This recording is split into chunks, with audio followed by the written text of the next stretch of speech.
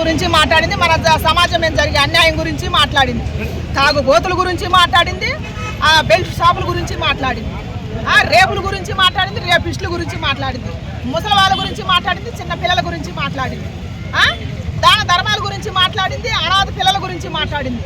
ముసలి వాళ్ళని వయసున్నాళ్ళు వాడుకొని నిర్దాక్షిణంగా తల్లిదండ్రులకు పెట్టకుండా నడి రోడ్డు మీద వదిలేస్తే అనాథాశ్రమాలు ఎన్నో వస్తున్నాయి కదా, వాళ్ళ గురించి కూడా మాట్లాడింది.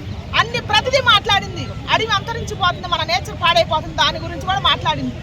ప్రతిదీ మాట్లాడింది ఆ తల్లి. అంటే ఇప్పుడు ఆమె అట్లా మాట్లాడడం కరెక్ట్ కాదని అంటున్నారు. ఇంతవరకు కరెక్ట్ కాని వాళ్ళకి బుద్ధి లేదు. వాళ్ళకి కరెక్ట్ కాదన్నప్పుడు వాళ్ళు పోయి అడవిలో ఉంటే బాగుంటుంది. సమాజాన్ని పాడు చేయొద్దు అట్టోళ్ళు. ఇంకోటి ఏంటంటే కుక్కర్ని అలా చంపొద్దు అని చెప్తుంది. ఆమె తప్పు పడుతున్నారు చాలా మంది. ఏదైనా సుప్రీంకోర్టు తీర్పునే ఏమే తప్పు పడుతుంది అన్నట్టు మాట్లాడుతున్నారు. దాని గురించి అవును, కుక్కని అట్ట చంపడం ధర్మం కాదు. మనుషుల్లో కొంతమంది మృగాలు ఎట్టుంటారు, కుక్కల్లో కూడా కొన్ని ఉంటాయి. కాబట్టి కుక్కలు ఏందో నేను చెబుతామ్మా. కుక్క గౌరీదేవి, గౌరీదేవి అనమాట ఆ తల్లి. ఆ తల్లి ఇంటి ముందర ఉంటే గ్రామసింహం అనేది ఎందుకు? కుక్కకే కదా ఆ పేరు వచ్చింది. సింహం తర్వాత కుక్కకే వచ్చింది ఆ పేరు. గ్రామసింహం గౌరీదేవి అని. కాలభైరవ అని గుడి కూడా ఉంది. కాలభైరవుని గుడికి పోతే మనకి కొంతవరకు భూతపేత ప్రశాసాలు పడితే పోతాయని ఆ చరిత్ర కూడా ఉంది. ఇంటింటికి ఊళ్ళల్లో కూడా కుక్కలు ఉన్నాయి. సిటీలలోనే ఫారం కుక్కలు తెచ్చి పెంచుకుంటారు, కానీ ఇంటింటికి మన తెలుగింటి కుక్కే ఉంది. మన బ్రీడే ఉంది. పరాయి దేశాల బ్రీడ్ లేవు కుక్కలు. అందుకని కుక్కకు చాలా ఇలువ ఉంది. మనిషి కన్నా కుక్కకే ఎక్కువ వాల్యూ ఉంది. మనిషికి విశ్వాసం ఉండదు. ఇప్పుడు పెడితే ఇప్పుడే, ఇంకాసేపు పెడితే ఇంకాసేపే తిని పక్క చేపలు కాల్చే రకం మనిషి జాతి. కుక్క జాతి నువ్వు పెట్టిన పిరికిడి అన్నానికి ఆ తల్లి విశ్వాసం చూపెడుతుంది. ఎందుకంటే మేము 3 కుక్కలు చాదినాం, ఒక కుక్కను కాదు చాది. నిన్న మననే మాది ఒక కుక్క చచ్చిపోతే మా ఆయన ఏం ఏడ్చిండు, నేను కూడా ఏడితే మా కొడుకు అవతల నుంచి మళ్ళీ ఇంకో కుక్క తీసుకొచ్చి పెట్టిండు. అందుకని కుక్క జాతి మనిషి జాతి కన్నా కుక్క జాతి విలువైంది, విశ్వాసంగా మనకు ఉంటుంది.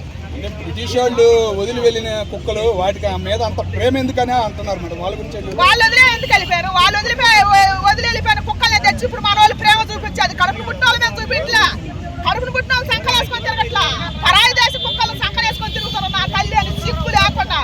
మన దేశం మీద పుట్టిన కుక్కలు చాలా ఉన్నాయిగా, మరి వాటిని వేసుకొని తిరగచ్చుగా, వాటిని పెట్టచ్చుగా. వాటిని పెడితే ఈది కుక్కలు కావుగా, ఇట్లా స్వయం విహారం చేయవుగా, పిల్లల ప్రాణాలు తీయవుగా. బుద్ధి ఉండాలా మాట్లాడతానికి. అదే మాట్లాడింది.